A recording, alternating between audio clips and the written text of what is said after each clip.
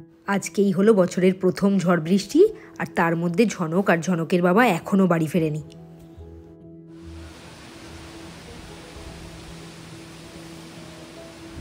Good morning everyone, welcome back to the channel Roznamcha. আজকে হয়ে গেল বৃহস্পতিবার, আর একটা দিন পরে ঘুরতে যাওয়ার প্ল্যান হচ্ছে। এমন অবস্থা আমাদের, ঘুরতে যাওয়ার প্ল্যান হচ্ছে কিন্তু এখনও ফাইনাল হয়নি। যদি ঘুরতে যাই তাহলে তো পরশু দিন যাবো, কিন্তু পরশু দিন যদি ঘুরতে যাই অন্তত একদিন আগে তো অন্তত ফাইনাল হবে, ব্যাগপত্র গোছাবো। এখনও পর্যন্ত কিচ্ছু ফাইনাল হয়নি, দেখা যাক কী করি। আর আজকে আমার স্কুল কিন্তু আছে, পরীক্ষা আছে যেহেতু যেতেই হবে। এদিকে ঝনকের ছুটি হয়ে বসে আছে, তাই ঝনককে রেখে যাবো কার কাছে? ঝনককে তো নিয়েই যেতে হবে। অবস্থাটা ভাবো, আমার যদি স্কুল থাকে, ঝনকের যদি ছুটি থাকে, কোনো উপায় নেই। ওকে যে বাড়িতে রেখে যাবো সেই ভরসা আমি পাই না, কারণ এত দুরন্তর, এত দুষ্টুমি করে। তাই জন্য ওকে নিয়েই আজকে আমি স্কুলে যাব। আজকে ঝনক দাদু ভাইয়ের বাড়ি ঘুরে আসবে, গিয়ে এক ফাঁকে চলে আসবো দুপুরবেলা। যদিও অন্যান্য দিন বৃহস্পতিবারটাতে আমি বাড়িতেই থেকে যাই, আজকে থাকবো না, আজকে চলেই আসবো ঝনককে নিয়ে। আর সন্ধ্যেবেলা রাকেশ ওকে নিয়ে পড়তে দিয়ে আসবে। চলো দিনটাকে শুরু করি, আজকে সারাদিন কী হয় দেখতে থাকো। সকাল সকাল ঝনকের জন্য বসিয়ে দিয়েছি ওটসের খিচুড়ি। আর আমি তো ঝনকের জন্য খিচুড়ি করলে এই রোল ওটসটাই ব্যবহার করি। এই যে এই ওটসটা আজকে খিচুড়ি করছি ঠিকই, কিন্তু কতদূর খাওয়াতে পারবো সে আমি জানি না। আগে আমি ওটসটাকে মিক্সিতে গুঁড়ো করে রাখতাম, দুধের সাথে খাওয়াতাম বলে। এখন আর খুব একটা ওটসটা দুধের সাথে খাওয়াই না, এখন একটু খিচুড়ি করলেই ওটসটা ব্যবহার করি। আর তাছাড়া দুধের সাথে খাওয়ানোর জন্য রুটি তো আছেই, আর সেরেল্যাকও আছে। পেট খারাপটাই এখনও পুরোপুরি কমেনি, তারপর আবার কাল থেকে দেখছি বেশ ঠান্ডা লেগে গেছে, রানি নোজ, আর তার সাথে বেশ খুক খুক করে কাঁদছে। তোমাদেরকে একটা জিনিস দেখাই। কালকে তো রাকেশকে বলেছিলাম ঝনকে সবজি আনতে, আর সবজি আনতে বললে আমি সাধারণত মিষ্টি আলুটা আনতে বলি। মিষ্টি আলু নর্মাল আলুর থেকে খাওয়াটা একটু ভালো, মিষ্টি আলুটাই আনতে বলি। মিষ্টি আলুর চেহারাটা দেখো আগে, তারপর বলছি। মানে কী হারে এর মধ্যে রং মিশিয়েছে বুঝতে পারছো তো? টকটকে গোলাপি, কোনো দেশে মিষ্টি আলু এরকম হয় টকটকে গোলাপি। কোন সবজিটা তুমি কিনবে সব কিছুতে ভেজাল। পটল সবুজ রঙে ভেজাচ্ছে, বেগুন বেগুনি রঙে ভেজাচ্ছে, মিষ্টি আলু গোলাপি রঙে ভেজাচ্ছে। এগুলো করে যে কী শান্তি পায় কে জানে। মানুষকে তো ফ্রেশ সবজিটাই দিতে পারে, এরকম রং মিশিয়ে আর একটু ফ্রেশ বানানোর তো কোনো দরকার নেই, শুধু শুধু বীজগুলো শরীরে ঢোকানো। রাকেশ তো বলেছে মিষ্টি আলুগুলোকে জলে ভিজিয়ে রাখতে। আর আমি ভাবছি যে এতগুলো মিষ্টি আলু জলে ভেজালে যদি পচে যায়। আর আমার যে এমন সবসময় তাড়াহুড়ো থাকে যে রান্নার আগে যে এটাকে ভিজিয়ে রাখবো, সেই টাইমটাও পাই না। এখন থেকে ভিজিয়ে রাখতে হবে, নাহলে এটা বিষ শরীরে ঢোকা মানে সত্যি বিষ ঢোকা। এই যে রান্না করলাম ওটসের খিচুড়ি ঝনকের জন্য, ম্যাক্সিমাম 15 থেকে 20 মিনিটের মধ্যে সমস্ত কিছু রান্নাঘরের সমস্ত কাজ 15-20 মিনিটের মধ্যে করলাম, তার মধ্যে ওটসের খিচুড়িটা করলাম। মানে এমন তাড়াহুড়ো থাকে। আমি 3টে ওভেনে সবসময় বসাই, দেখো দেখতেই পাচ্ছ 3টে ওভেনের মধ্যে সবসময় একসাথে বসাই। মানে 3 দিকে কাজ করি সকালবেলা উঠে। সকালে ঘুম থেকে ওঠার পর যে একটুখানি নড়ে চড়ে তারপরে কাজটা শুরু করবো, সেই টাইম তো আমার থাকে না। সকালবেলা ওঠার সাথে সাথে দৌড়ানো শুরু হয়ে যায়, তখন আমার চোখের ঘুমটা কাটে না, শরীরের মানে মনে হয় যে একটুখানি শুয়ে থাকতে পারতাম, এটা ভালো হতো। কিন্তু কোনোদিনও আমার সেই সুযোগটা হয় না। শনি রবিবার ছুটি আমার, তাও রাকেশের কোনোদিন অফিস থাকে, কোনোদিন রাকেশের প্রোগ্রাম থাকে, সেই নিয়ে তাড়াহুড়ো বাঁধে। মানে আমি একটুখানি রিল্যাক্সভাবে কিছুটা টাইম কাটাবো সেটা পারিই না। সকালবেলা ঘুম থেকে ওঠার পর একটুখানি আস্তে আস্তে করলাম কাজ, সেই সময়টা আমার নেই একদমই। তোমরা তো অনেকেই জানো যারা আমার ডেইলি ভ্লগ ফলো করো, যে আমাদের খাওয়া দাওয়াটা একসাথেই হয়, নিচেই রান্না হয়, রান্নার দিদি রান্না করেন। আজকে রান্না দিতে এসে এই কচুর শাকটা তোমাদের সাথে শেয়ার না করে পারলাম না। কচুটার সাইজ দেখো, একেবারে এই প্রান্ত থেকে ওই প্রান্ত অবধি এত বড় সাইজ যে সামনের দিকটা আবার দড়ি দিয়ে বাঁধতে হয়েছে। আর এইটা নাকি বাংলাদেশি কচু। আর অন্যদিকে আমার পাগল ছেলেটাকে দেখো, গতকাল রাত্রিবেলা 2 হাতে 2টো ঘড়ি পরে বসেছিল। সে একটা ঘড়ি খোলানো গেছে অনেক কষ্টে, আরেকটা ঘড়ি কিছুতেই খোলানো গেল না। আর রাকেশ বারবার বলেছে যে বাবা 1 হাতে ঘড়ি পরে, মা 1 হাতে ঘড়ি পরে, তুমি কেন 2 হাতে ঘড়ি পরেছো? তোমাকে তো লোকে পাগল বলবে। সেইটা শোনার পরে 1 হাতের ঘড়িটা খুলেছিল। ঝনকের তো আজকে স্কুল ছুটি, মহাবীর জয়ন্তীর ছুটি দিয়েছে ওদের স্কুল। আর আমার তো স্কুল কোনোভাবেই ছুটি না, পরীক্ষা চলছে বলে। ওই জন্য আজকে ওকে নিয়ে আমি স্কুলে যাব, রেডি করিয়ে দিয়েছি। আর এদিকে ও নিচের থেকে ওর দিদির একটা ছাতা নিয়ে এসে কি করছে দেখো।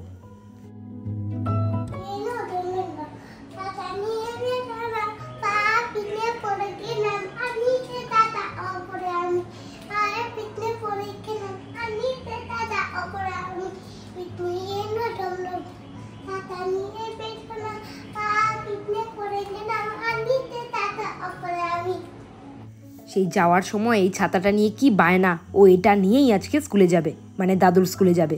তারপর আমি বললাম আজকে তো আমরা টোটোতে যাব, টোটোতে তো ছাতা লাগে না, তুই কি করবি এটা নিয়ে?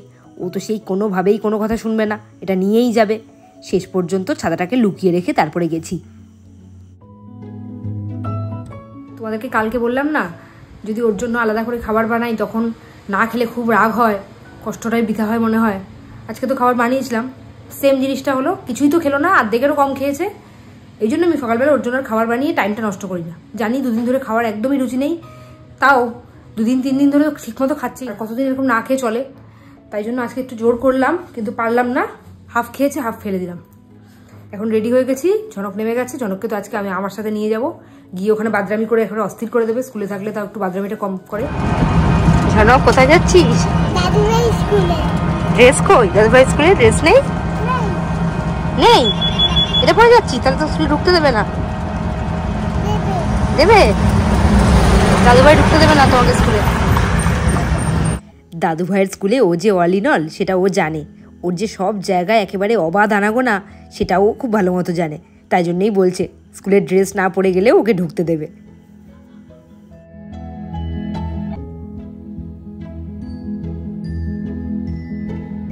একদম উপরেরটা কে বলো? তারপরেরটা কে? আচ্ছা, তারপরেরটা?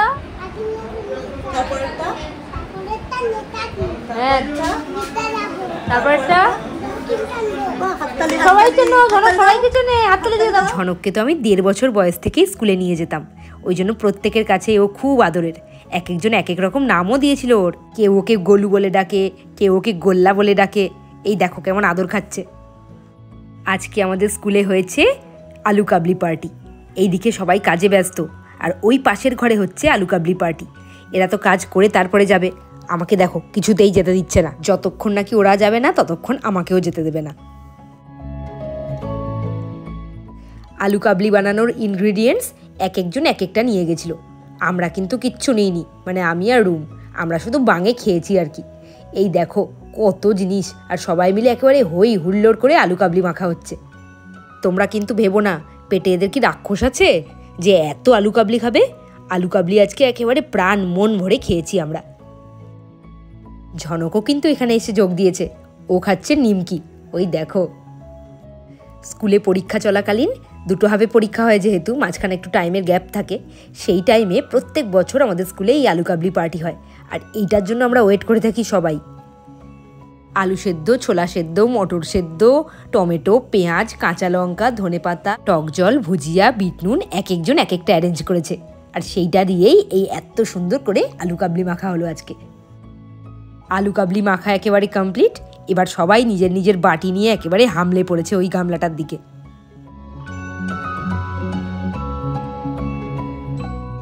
এইটা হলো আমার আর রুমের ভাগেরটা।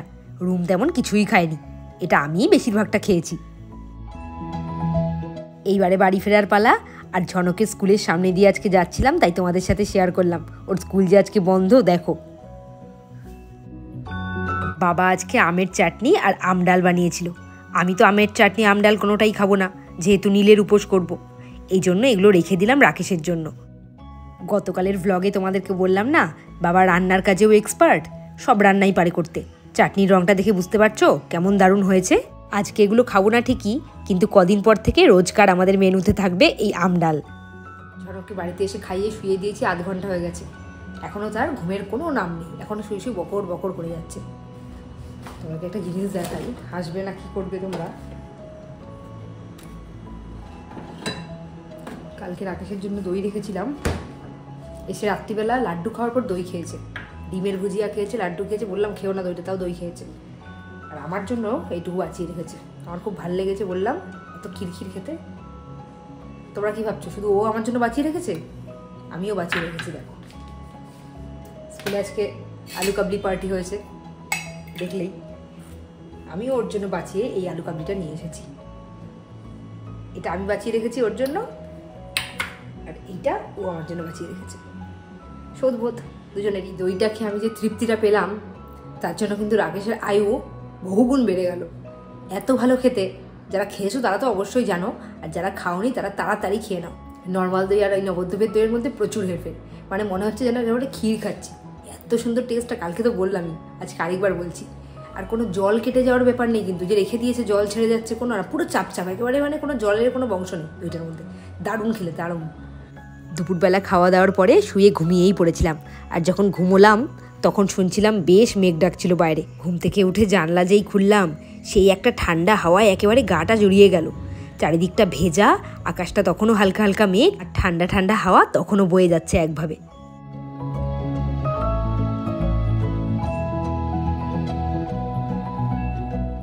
রাকেশের যেহেতু আজকে ক্লাস আছে, তাই জন্য আজকে আমাকে বলেছে ঝনককে একেবারে রেডি করিয়ে এনে নিচে দাঁড়িয়ে থাকবে। এই যে ঝনককে রেডি করিয়ে নিচে দাঁড়িয়ে আছি, আর রাস্তায় কেমন জল জমে গেছে ভাবো, তার মানে কত বৃষ্টি হয়েছে। আর এইদিকে আমি কিছুই টের পাইনি। ঝনক এখন পড়তে যাবে, রেডি হয়ে দাঁড়িয়ে আছে, বাবার ওয়েট করছে। ক্লাস করিয়ে ফিরতে ফিরতে তো বেজে যাবে প্রায় 9:30 10টা। যেই আলু কাবলিটা আমি নিয়ে এসেছিলাম ওর জন্য, ওইটাই দিয়েছি। আর কি তৃপ্তি করে খাচ্ছে দেখেছো? এইসব জিনিস খেতেও খুব ভালোবাসে। আর বৃষ্টি হয়ে ঠান্ডা হয়ে গেছে বলে ঝনককে একটা হাফ জামার উপর ফুল জামা পরিয়ে দিয়েছি, আর তার সাথে মাথায় একটা হেলমেটও আছে।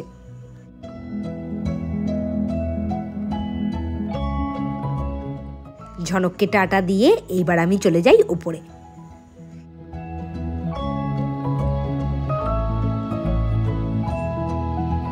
সকালে তোমাদেরকে বললাম না, যদি ঘুরতে যাওয়া হয় তবে তো মাত্র হাতে একটা দিন আছে মাঝখানে, তাও কালকে সারাটা দিন ব্যস্ত থাকবো। রাকেশের প্রোগ্রাম আছে, তাই জন্য রাত্রিবেলা ঝনককে ও পড়তে যেতে পারবে না। আমি স্কুল করি ওখানেই থাকবো, করে ওকে পড়তে দিয়ে একবারে চলে আসবো, আর রাকেশ ফেরার সময় নিয়ে আসবে, এটা প্ল্যান হয়েছে। এবার যদি যাওয়াটা হয় পরশু দিন, তাহলে কালকে তো গোছানোর তেমন টাইমই পাবো না। এখনও পর্যন্ত আমাদের ফাইনাল হলো না কোথায় যাব। আমাদের দুজনেরই ইচ্ছে একটু নিরিবিলি জায়গায় যাওয়ার। বেশি ভিড় ভাট্টার জায়গার মধ্যে যেতে ভালোও লাগে না, সারাদিন তো চেঁচামেচি সহ্য করি দুজনেই। স্কুলে গেলেও চিৎকার চেঁচামেচি, বাড়িতেও ঝনক চেঁচামেচি, রাকেশের অফিসে সারাদিন মানে হই হুল্লোড়। ওই জন্য মনে হয় যে কোথাও একটু নিরিবিলিতে টাইম কাটাই। সারাটা সন্ধ্যে বসে বসে সার্চ করছিলাম কোথায় কোথায় যাওয়া যায়, আর রাকেশকে ফোনে পাঠাচ্ছিলাম এগুলো দেখো। আর ও তো ওদিকে ক্লাস করাচ্ছে, ক্লাস নিতে নিতে এগুলো দেখতেও পাচ্ছে না, যে ব্যাপারটাকে ফাইনাল করবে সেটাও পারছে না। আমি বসে বসে এতক্ষণ ব্লগটা এডিটটা সেরে রাখলাম, যেটা আমি রাত্রিবেলা করি। দেখা যাক, ও আসুক, আসার পর যদি জায়গাটা ফাইনাল হয় তোমাদেরকে সেটাও জানাবো। আর তারপরে একেবারে তড়ি ঘড়ি করে গোছগাছ শুরু করতে হবে। হঠাৎ করে উঠলো তুমুল ঝড়। এদিকে উঠে গেছে প্রচণ্ড ঝড়। এদিকে রাকেশ ঝনককে নিয়ে এখনও ফেরেনি।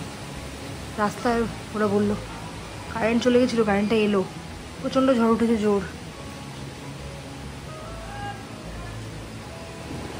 কি হবে, আবার কারেন্ট চলে গেল। ভালোই ভালোই ফিরে যায়, একবার করে কারেন্ট যাচ্ছে, একবার করে আসছে। এখনো কিন্তু ঝড়টা সেরকম কমে। গাছের পাতাগুলো দেখো কিভাবে দুলছে।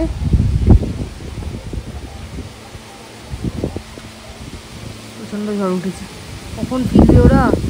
তো দেরি করে প্রত্যেক দিন, বলি একটু তাড়াতাড়ি করে ক্লাসটা শেষ করে আসতে, প্রত্যেক দিন এরকম দেরি করে। এভাবে ঝড়টা উঠেছে এখন। তখন আমি বিকেলবেলা বললাম না যে আকাশে এখনও মেঘ আছে, ঠিকই বলেছিলাম।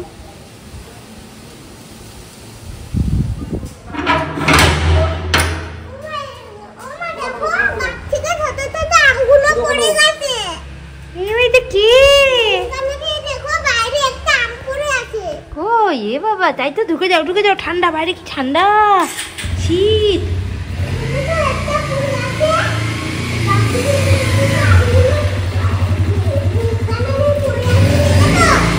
যাক, ওরা দুজনে ঠিকমতো বাড়িতে ফিরে গেছে। বৃষ্টিটাও নামেনি, আর ঝড়ের দাপটটাও একটু কমে গেছিল। আর ঝনককে এদিকে দেখো, হেলমেটটা খোলেনি, এদিকে জুতো খুলতে লেগেছে। আর আজকে আবার একটা খেলনাও কিনে নিয়ে এসছে দেখলাম। ঠিক খেলনা না, খেলনা বলতে ওই লিপস্টিক লজেন্স, তার মধ্যে আবার লাইট জ্বলে।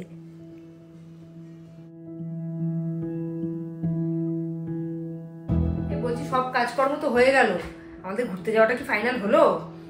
আমি এখনো পর্যন্ত সিদ্ধান্ত নিতে পারিনি। ঘুরতে কোথাও একটা যাবো, কিন্তু কোথায় যাবো সেটা এখনো বুঝতে পারছি না। কোথায় যাবে সেটা একটা কথা, কবে যাবে সেটা আমাকে বলো আগে। মোটামুটি তুমি ধরে রাখো শনিবার বা রবিবার দিন বেরোচ্ছি, ঠিক আছে? যদি শনিবার দিন বেরোয় তাহলে কি করে হাতে টাইম থাকলো? হাতে তো টাইম নেই, সেটা ঠিকই আছে। আর এটা এমন কোনো একটা বিশাল বড় বেড়ানোও না, সমুদ্র টমুদ্র এরকম আশপাশে বা কোথাও যাবো। বাচ্চা নিয়ে যেতে গেলে অনেক জিনিসপত্র গুছিয়ে নিয়ে যেতে হয়। ঠিক আছে, এমন কোনো একটা জায়গায় যাবো যাতে বেশি কিছু গোছাতে না হয়। তুমি দেখো না, কেউ যদি যায় তোমার বন্ধু টন্ধুদের মধ্যে থেকে, আমিও দেখি কেউ যদি যায়। আমি কয়েকজনকে বলেছি, কেউই মানে এই 11th আওয়ার কি ডিসিশন নিতে পারছে না। আমাদের মতো হুজুকে পাগল তো খুব একটা বেশি নেই এই সংসারে, যার জন্যই সমস্যাটা। দেখি যদি কেউ হয় তাহলে 4 হুইলার নিয়ে বেরিয়ে যাবো, কারণ একা একা গাড়ি নিয়ে যেতে একটু চাপ হয়ে যায়, ভালো লাগে না। মানে ধরে নাও কেউ হবে না, তাহলে ট্রেনে বেরোবো, দেখছি। ঠিক আছে, সেটা কবে আমি জানতে পারবো? আমাকে তো সব গোছাতে হয়। কালকেই জানতে পারবে। আজকে তো গুড নাইট। আমি ভেবেছিলাম আজকে ব্যাগটা গুছিয়ে রাখবো আসার পর, তাই না ভিডিওটা এডিট করে রেখেছিলাম, কিন্তু সেসব তো কিছুই হলো না, এখনো পর্যন্ত ফাইনাল করে উঠতে পারেনি। জানি না কি করবে, ভগবান জানে। গুড নাইট, কালকের ব্লগে আবার দেখা হবে।